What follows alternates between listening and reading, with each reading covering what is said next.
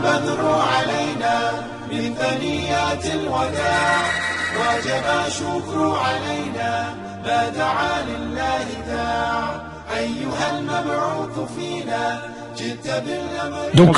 Donc au Mali, les djihadistes avaient raison de vouloir imposer la charia. Ben oui, ça paraît normal. C'est-à-dire, enfin, pourquoi est-ce que les gens dans leur pays n'auraient pas le droit de mener leur politique? En Afghanistan, c'est la même chose.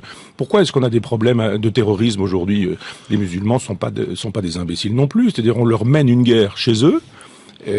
En Afghanistan, par exemple, ou au Mali, on leur rend la vie impossible, on s'en va les massacrer, on les tue par dizaines ou par centaines, et en même temps, on voudrait que ces gens-là soient gentils, etc. Ils sont pas gentils, mais ils ont raison.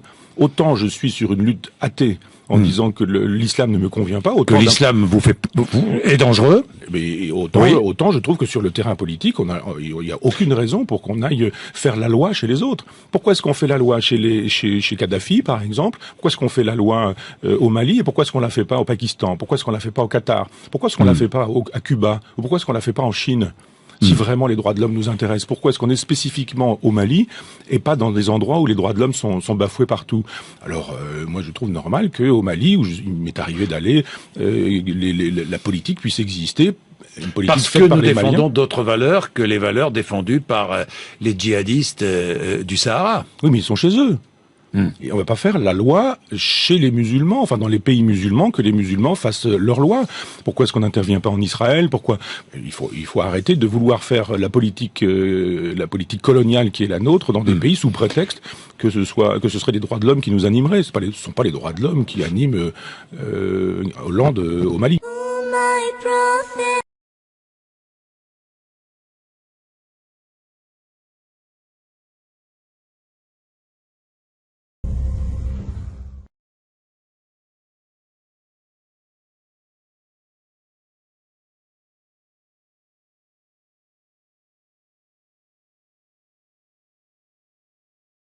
Ein sehr herzliches Willkommen an Jürgen Todenhöfer, einer der wichtigsten deutschen Medienmanager. Der Titel des Buches heißt "Warum tötest du Said?"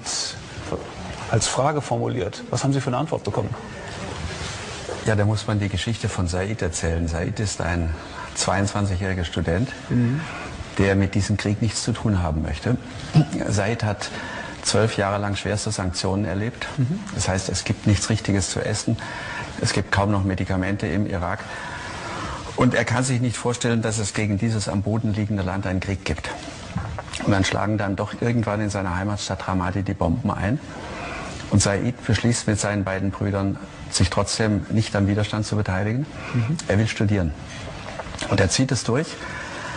Und 3 Jahre später, im Sommer 2006, wird sein zweitjüngster Bruder auf offener Straße frühmorgens von amerikanischen Scharfschützen von hinten erschossen. Und Said hat jetzt noch einen Bruder, der heißt Karim. Und die beiden beschließen sich immer noch nicht am Krieg zu beteiligen, ganz anders als ihre jungen Freunde, die im Widerstand sind gegen die Amerikaner. Und dann schlägt im Winter 2006 ganz nah neben dem Haus der Familie von Said eine Bombe ein. Die Familie läuft in Panik zu einem Haus eines Onkels, der ein paar hundert Meter entfernt wohnt. Und als sie dort ankommen, stellen sie fest, sie haben vergessen, die Heizöfen auszustellen. Und diese Heizöfen werden mit Kerosin beheizt, und Kerosin ist sehr teuer im Irak inzwischen, und da die Öfen alt sind, ist das auch gefährlich. Und der kleine Bruder beschließt, zurückzulaufen zum Haus und die Heizöfen auszustellen. Und er geht raus, er öffnet die Tür, Said ruft ihm noch zu, pass auf dich auf. Und in dem Augenblick wird Karim 30 Meter vor dem Haus von amerikanischen Schützen erschossen. Und dieser junge Said, über den ich schreibe, der versucht nach draußen zu stürzen. Er will seinen Bruder reinholen. Aber alle halten ihn fest, weil sie Angst haben, dass er jetzt auch erschossen wird. Denn die ganze Nacht wird geschossen. Und die ganze Nacht steht die Familie an einem Fenster und sieht draußen, wie ihr 19-jähriger Sohn und Bruder verblutet.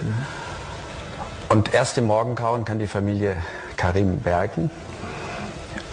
Er wird am Nachmittag beerdigt, und in diesem Augenblick, bei der Beerdigung seines letzten Bruders, schließt sich Said dem Widerstand an, dem Widerstand gegen die amerikanische Besatzung. Weil er sagt, ich muss einen Beitrag leisten, dass junge Iraker und irakische Familien nicht mehr getötet werden. Können Sie ihn verstehen?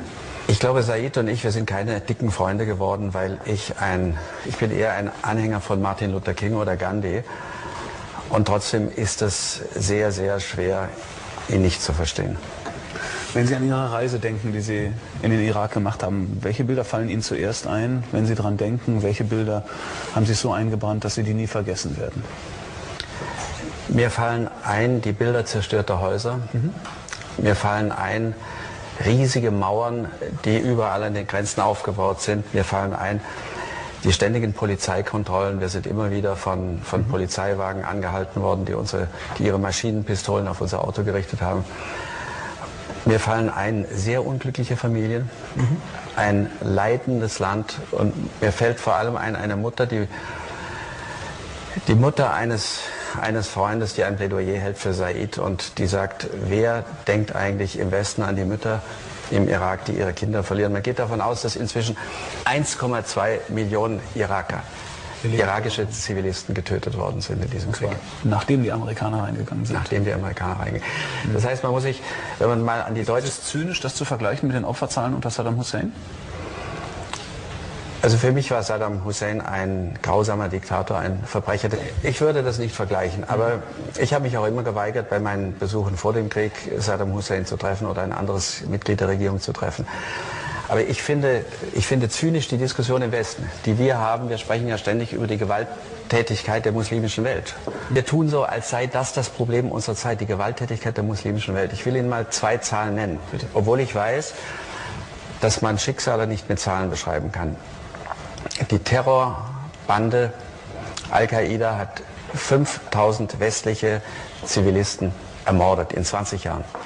Dieser 5000 Menschen, die Al-Qaida ermordet hat, steckt eine Familie, ein Freundeskreis, steckt eine große Tragödie. Und deswegen sind Al-Qaida für mich auch keine Freiheitskämpfer, keine Widerstandskämpfer, keine Mujahideen, sondern das sind Mörder.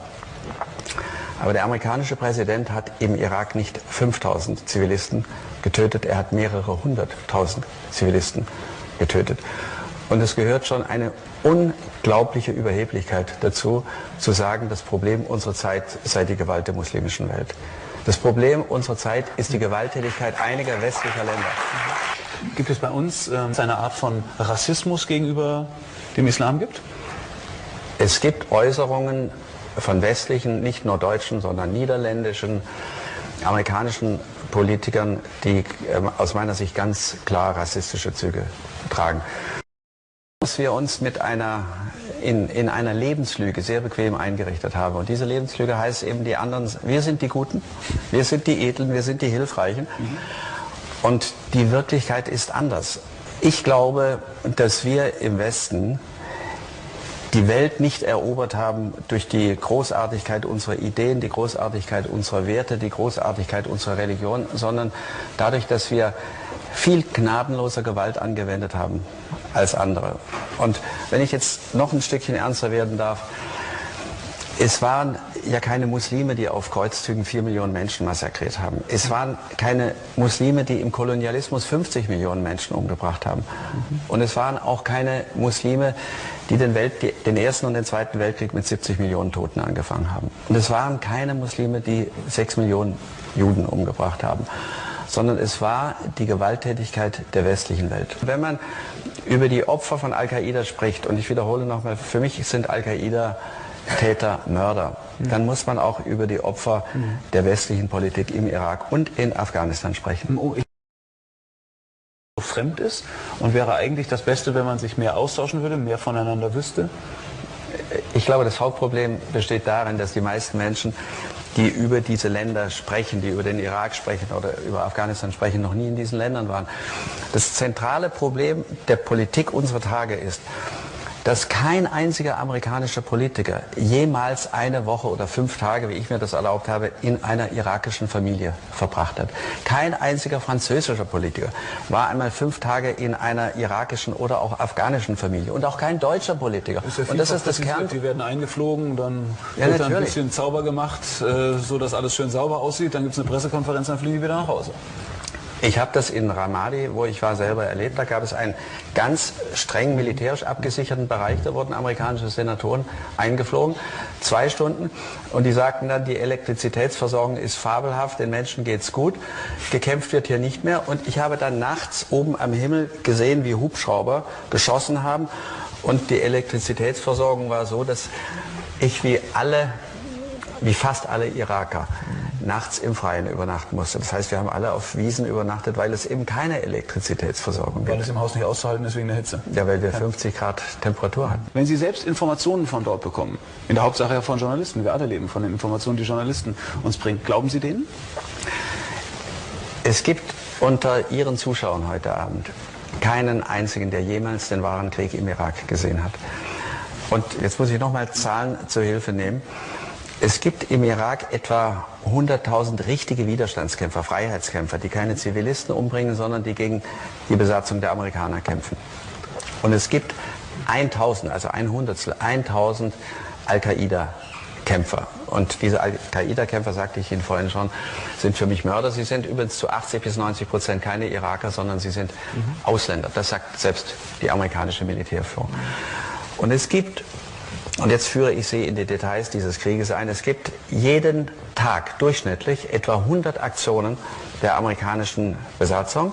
Das sind Razzien, Schießereien, Bombardierungen. Ich habe einige davon selber erlebt. Und es gibt auch etwa 100 Aktionen des Widerstandes, dieses Widerstandes, der nur gegen die Amerikaner kämpft und der nie gegen Zivilpersonen kämpft und der Al-Qaida verachtet und der mit denen nichts zu tun haben will. Und jetzt frage ich Sie, was sehen Sie im Fernsehen? Sie sehen nicht die 100 Aktionen der Widerstandskämpfer. Sie sehen nicht die 100 Aktionen der amerikanischen Truppen. Sie sehen die 1 oder 2 oder 3 widerlichen Selbstmordattentate ausländischer Terroristen. Und warum sehen Sie die im Fernsehen? Sie sehen die im Fernsehen, weil die amerikanische Regierung diese Selbstmordanschläge der 1000 Al-Qaida-Terroristen im Irak braucht, um diesen Krieg in Amerika rechtfertigen zu können. Das heißt, Sie sehen nicht den wahren Krieg. Für dass Sie erneut zu mir in die Sendung gekommen sind. Ich finde das ganz beeindruckend, wie Sie sich da engagieren. Und ich weiß, dass das sehr beeindruckend zu lesen ist, was Sie da niedergeschrieben haben. Das Buch heißt Warum tötest du Said? Dr. Jürgen Thonhöfer. Danke.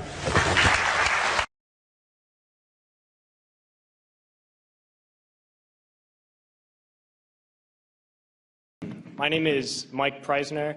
I joined the Army, left for basic training on my 18th birthday in June of 2001. I was assigned to the 10th Mountain Division, and in March of 2003, I was attached to the 173rd Airborne Brigade and deployed to northern Iraq. So when I first joined the Army, we were told that racism no longer existed in the military. A legacy of inequality and discrimination was suddenly washed away by something called the Equal Opportunity Program. We would sit through mandatory classes, and every unit had this EO representative to ensure that no elements of racism could resurface. I began to hear new words like towel head and camel jockey and the most disturbing, sand nigger. And these words did not initially come from my fellow soldiers, but from my superiors, my platoon sergeant, my company first sergeant, battalion commander, all the way up the chain of command. These terms, these viciously racist terms, were suddenly acceptable. And I noticed that the most overt racism came from veterans of the first Gulf War. And those were the words they used when they were incinerating civilian convoys. Those are the words they used when this government deliberately targets civilian infrastructure, bombing water supplies, knowing that it would kill hundreds of thousands of children. Those are the words the American people used when they allowed this government to sanction Iraq. And this is something that many people forget, and we can't forget. Is that we've just learned that we've killed over 1 million Iraqis since this invasion, but we already killed 1 million Iraqis in the 90s through sanctions and bombings prior to this invasion. So the number truly is much higher. But when I got to Iraq in 2003, I learned a new word, and that word was Haji. Haji was the enemy. Haji was every Iraqi. He was not a person, a father, a teacher, or a worker. And it's important, we've heard this word a lot during Winter Soldier, but it's important to understand where this word came from. And to Muslims, the most important thing is to take a pilgrimage to Mecca. It's the Hajj, and someone who has taken this pilgrimage is a Haji. And it's something that in traditional Islam is the highest calling in the religion. So we took the best thing for a Muslim and made it into the worst thing. But history did not start with us, and since the creation of this country, racism has been used to justify expansion and oppression. The Native Americans were called savages, the Africans were called all sorts of things to excuse slavery, and Vietnam veterans know of the multitude of words used to justify that imperialist war. So Haji was the word we used. It was the word we used on this particular mission I'm going to talk about. And we've heard a lot about different raids and kicking down the doors of people's houses and ransacking their houses. But this mission was different, a different kind of raid. I never got any explanation for these orders. We were only told that this group of houses, 5 or 6 houses, were now property of the U.S. military, and we had to go in and make those families leave those houses. So we went to these houses and informed the families that those homes were no longer their homes. We provided them no alternative, nowhere to go, no compensation, and they were very confused and very scared and did not know what to do and would not leave, so we had to remove them from those houses. One family in particular, a woman with 2 small girls, a very elderly man and 2 middle-aged men, we dragged them from their houses and threw them onto the street. And arrested the men because they refused to leave, arrested the old man, and sent them off to prison.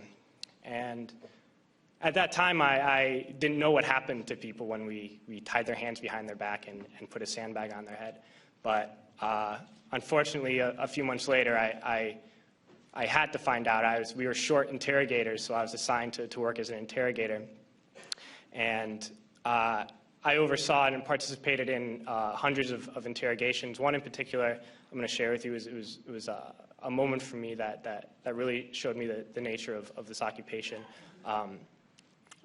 This particular detainee, when I was sent to interrogate him, he was stripped down to his underwear, hands behind his back, and sandbag on his head. I never actually saw this man's face.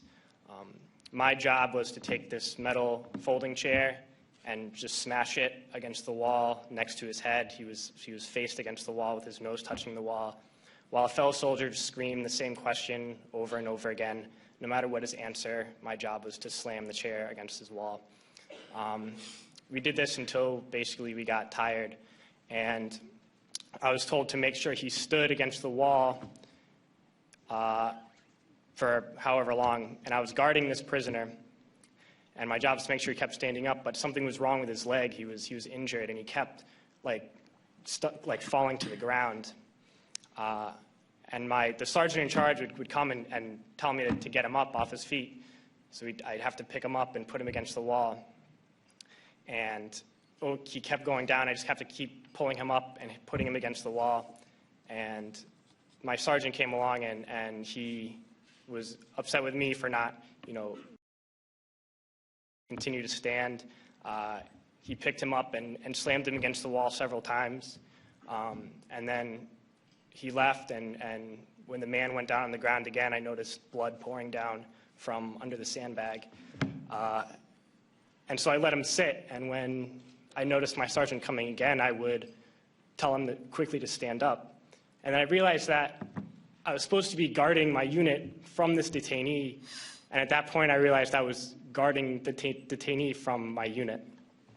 And I tried hard to be proud of my service, but all I could feel was shame, and racism could no longer mask the reality of the occupation. These were people, these were human beings.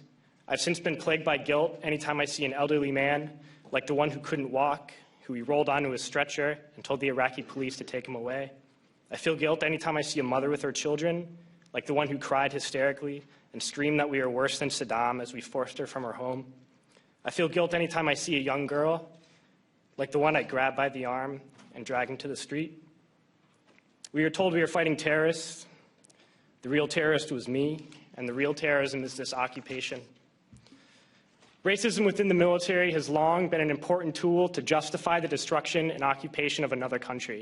It has long been used to justify the killing, subjugation, and torture of another people.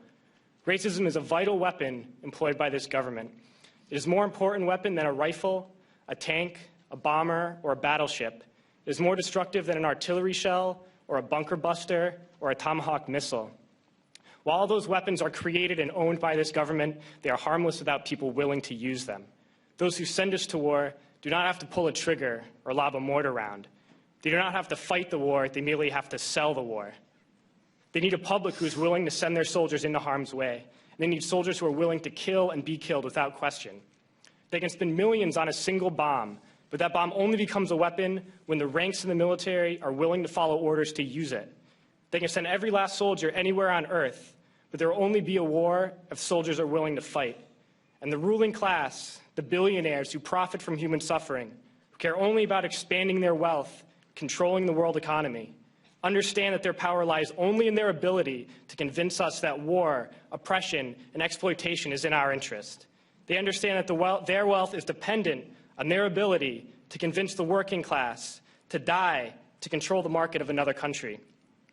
And convincing us to kill and die is based on their ability to make us think that we are somehow superior. Soldiers, sailors, Marines, airmen have nothing to gain from this occupation. The vast majority of people living in the U.S. have nothing to gain from this occupation. In fact, not only do we have nothing to gain, but we suffer more because of it. We lose limbs, endure trauma, and give our lives. Our families have to watch flag-draped coffins lowered into the earth. Millions in this country without health care, jobs, or access to education must watch this government squander over $450 million a day on this occupation.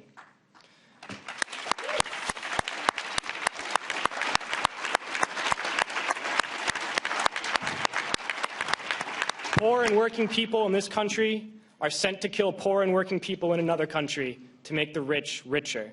And without racism, soldiers would realize that they have more in common with the Iraqi people than they do with the billionaires who send us to war.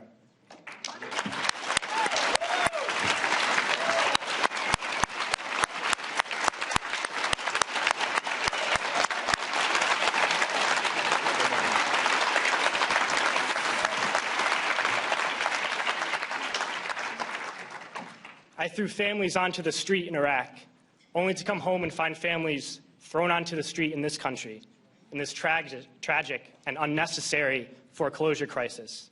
And we need to wake up and realize that our real enemies are not in some distant land. They're not people whose names we don't know and cultures we don't understand. The enemy is people we know very well and people we can identify. The enemy is a system that wages war when it's profitable. The enemy is the CEOs who lay us off from our jobs when it's profitable. It's the insurance companies who deny us health care when it's profitable. It's the banks who take away our homes when it's profitable. Our enemy is not 5,000 miles away. They are right here at home. And if we organize and fight with our sisters and brothers, we can stop this war, we can stop this government, and we can create a better world.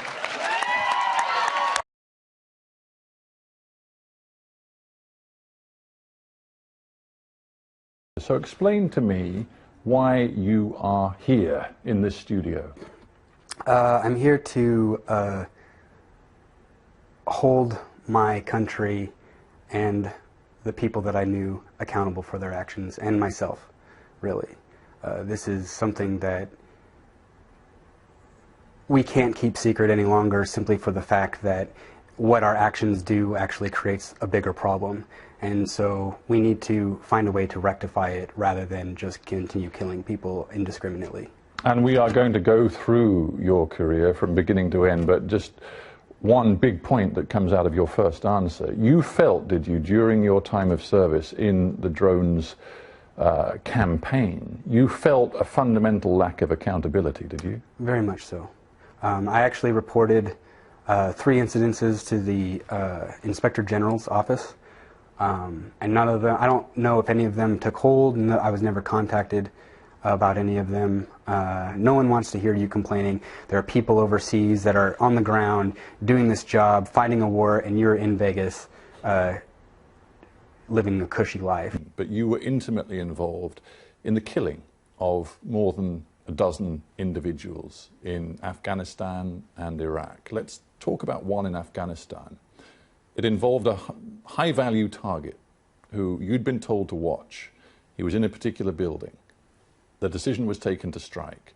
Now, as that decision was being taken, you saw what you believed to be a figure come out of that building. Just explain to me what happened.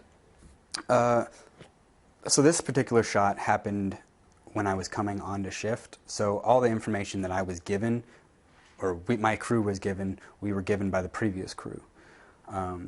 So we're told, you're going to take a shot. This is a building, 2 men are in it, that's it. So when we fired the shot, it was like an L-shaped building, and the person ran from off the screen around into the door, and like it was a person. Like, I'm not going to say that it was a dog. I was told that it was a dog, but it was a person running from off the screen around and into the building. But could it have been the high-value target? No. It was too small to be a male, adult. What, you suggesting to me it was a child? Yes. I believe it was a child. So you see this on the big close-up on your screen.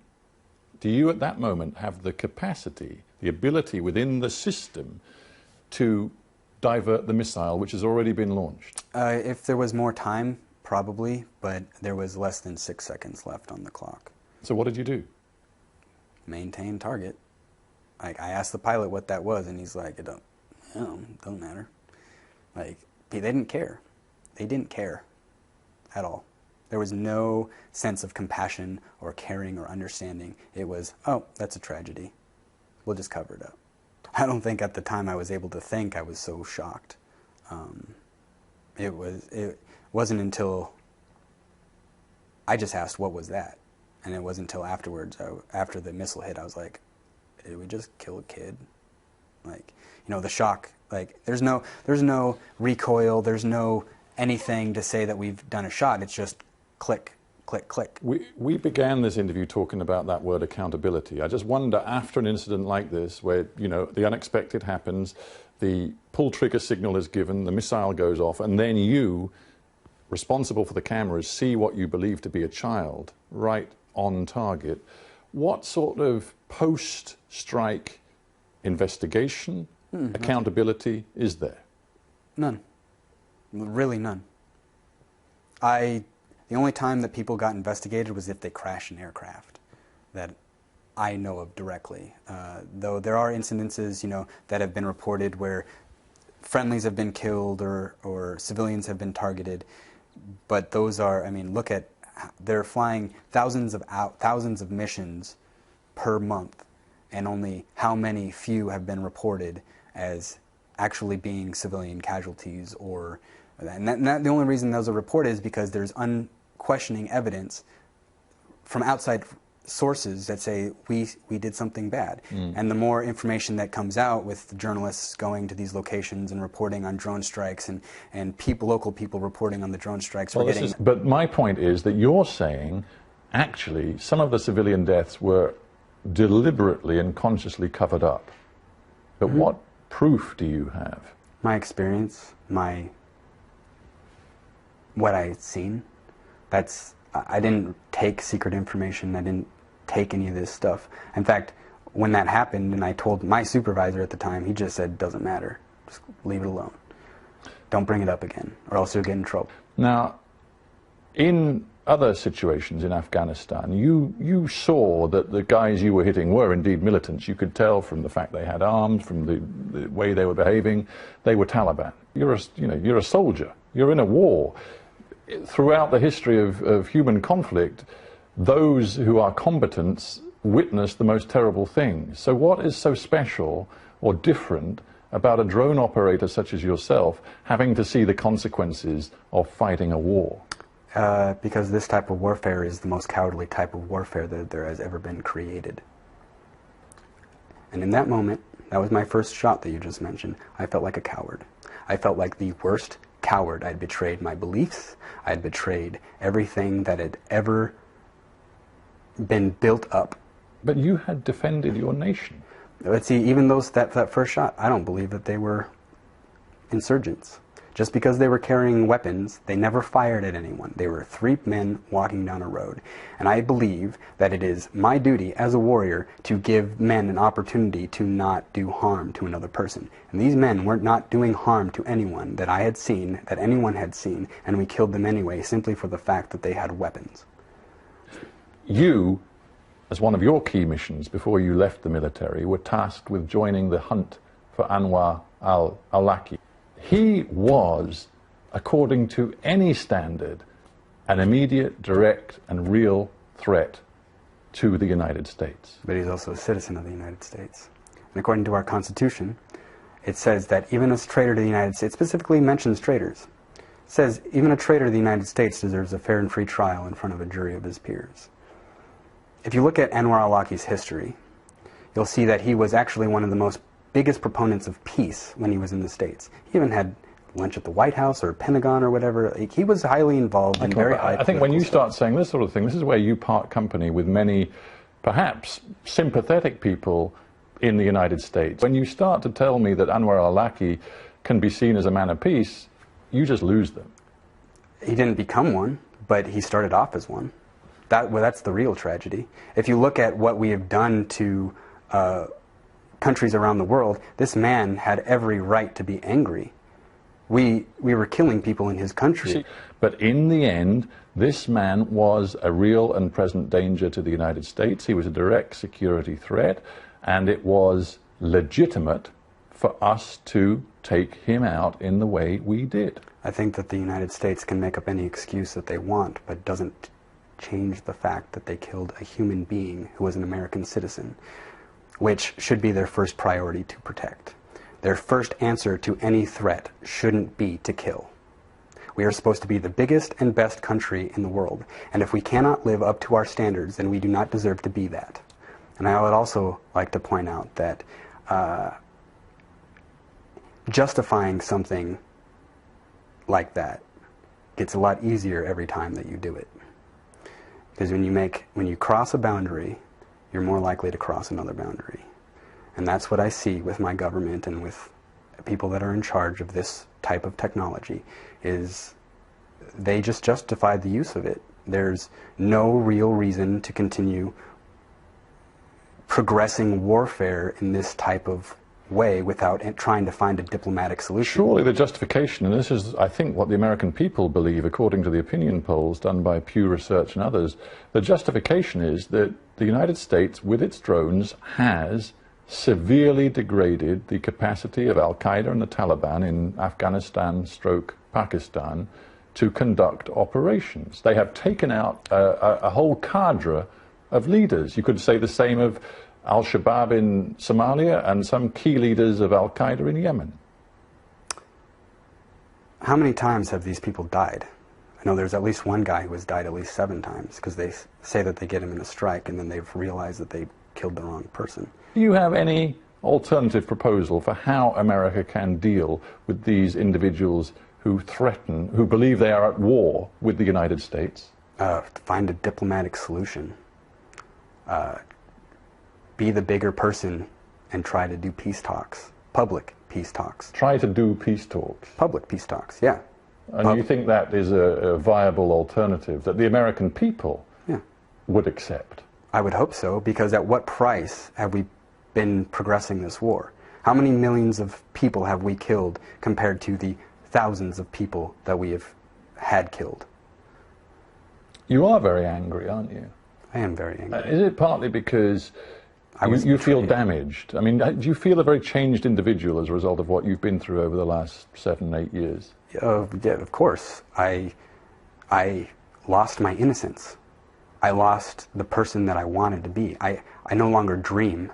I no longer am able to see myself having a very comfortable or enjoyable future. I see my life as a struggle.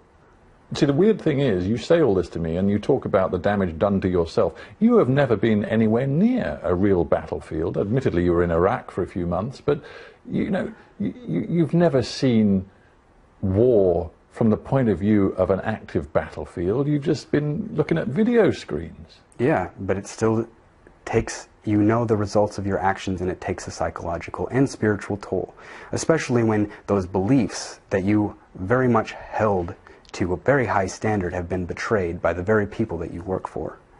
You've talked of your admiration for Chelsea Manning, for Edward Snowden. Mm-hmm. Many in the United States see both of those individuals as people who have betrayed their own country and betrayed America's national security interest. Do you think that you deserve to sit alongside them? No, those guys are heroes. I was a coward. I was a coward. I sat in a bunker 10,000 miles away and killed 13 people with no real consequence for myself. Physical consequence, I guess.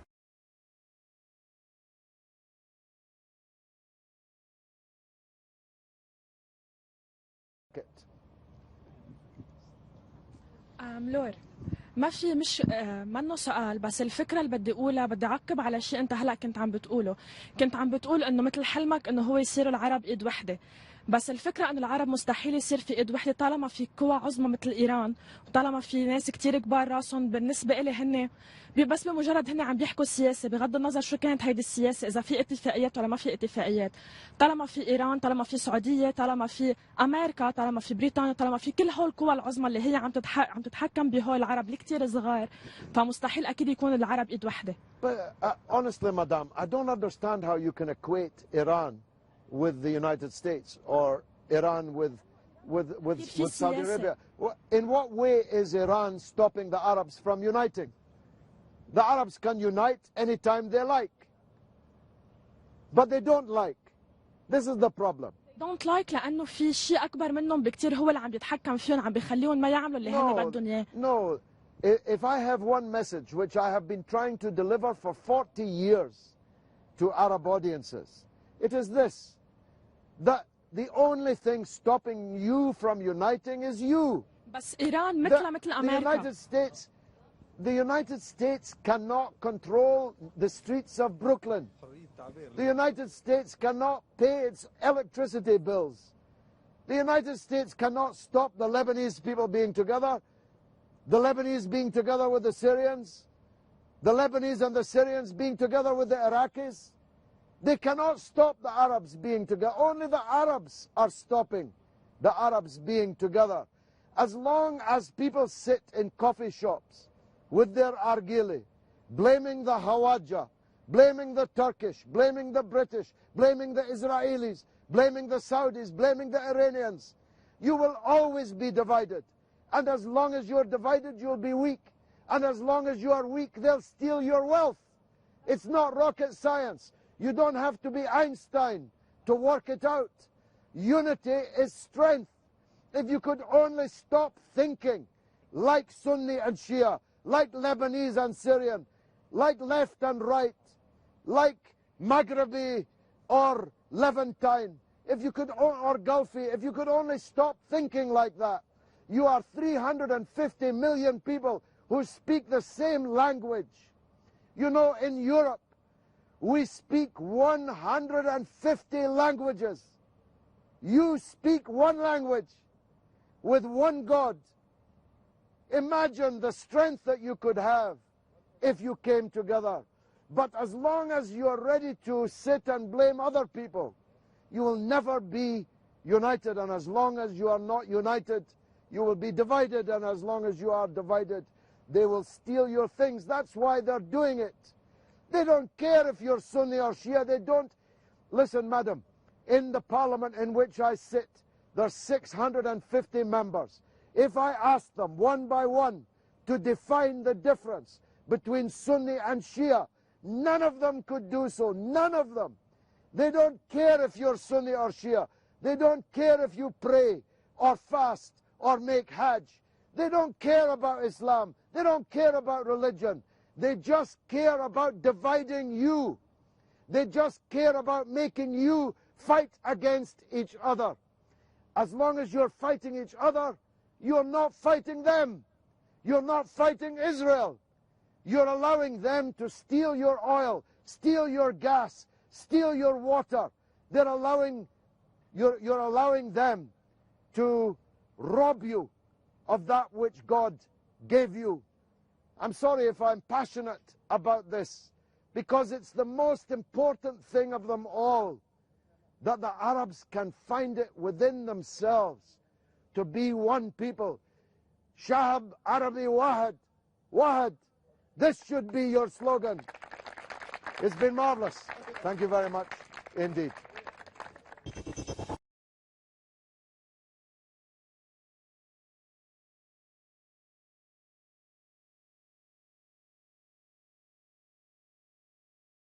About 10 days after 9/11, I went through the Pentagon and I saw Secretary Rumsfeld and Deputy Secretary Wolfowitz. I went downstairs just to say hello to some of the people on the Joint Staff who had used to work for me, and one of the generals called me and he said, "Sir, you got to come in. You got to come in and talk to me a second." I said, "Well, you're too busy." He said, "No." He says, "We've made the decision. We're going to war with Iraq." This was on or about the 20th of September. I said, "We're going to war with Iraq. Why?" He said, "I don't know." He said, "I guess they don't know what else to do." So I said, "Well, did they find some information connecting Saddam to Al-Qaeda?" He said, No. He says, "There's nothing new that way. They just made the decision to go to war with Iraq." He said, "I guess it's like we don't know what to do about terrorists, but we've got a good military and we can take down governments." And he said, "I guess if the only tool you have is a hammer, every problem has to look like a nail." So I came back to see him a few weeks later, and by that time we were bombing in Afghanistan. I said, "Are we still going to war with Iraq?" And he said, "Oh, it's worse than that." He said, he reached over on his desk, he picked up a piece of paper, and he said, "I just got this down from upstairs," meaning the Secretary of Defense's office today, and he said, "This is a memo that describes how we're going to take out 7 countries in 5 years, starting with Iraq and then Syria, Lebanon, Libya, Somalia, Sudan, and finishing off Iran." The truth is about the Middle East is, had there been no oil there, it would be like Africa. Nobody is threatening to intervene in Africa. The problem is the opposite. We keep asking for people to intervene and stop it. And there's no question that the presence of petroleum throughout the region has sparked great power involvement. Whether that was the specific motivation for the coup or not, I can't tell you, but there's always been this attitude that somehow we could intervene and use force in the region.